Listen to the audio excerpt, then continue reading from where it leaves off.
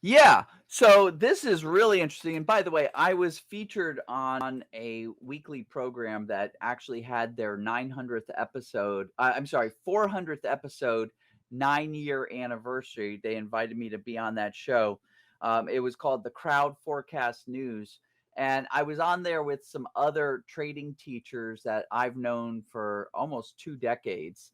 And what's interesting is they asked us what our consensus for the end of the week is. And I'll tell you, I was the only one, based on my retracement analysis that we have on the screen in front of us, I was the only one who said that the market would be up by the end of the week. The other three were thinking it would be down by the week. So I kind of pat myself on the back that I have a clue on what's happening here.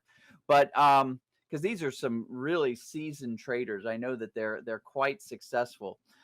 With that said, so yeah, we had the beginning of the current price action starting back on July 8th. And we really didn't know that until we got confirmation of that, not until the middle of August. So we thought for the longest time that we were on this uptrend. But then we got hints that this uptrend was under some stress in the beginning of August. And by the middle of August, we were like, you know what?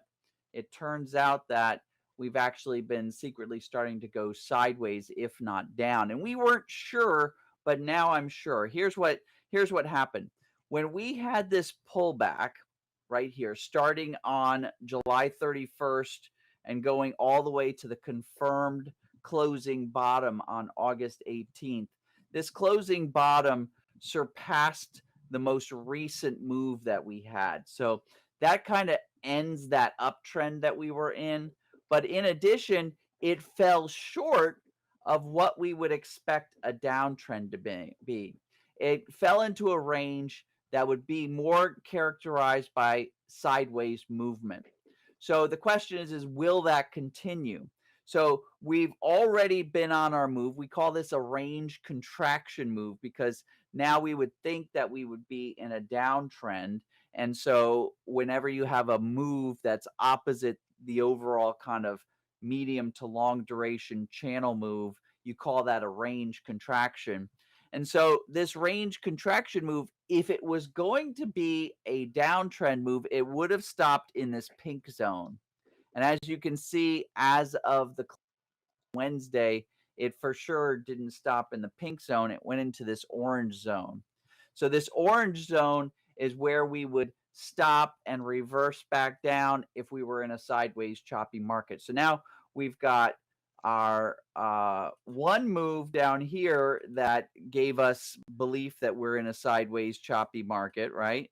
And now we already know because we missed this pink zone that we're in a sideways choppy market. So eh, we've got two moves here. Get a couple more of these moves, and I'm going to, my confidence right now is through at least the fall season, if not into the winter season.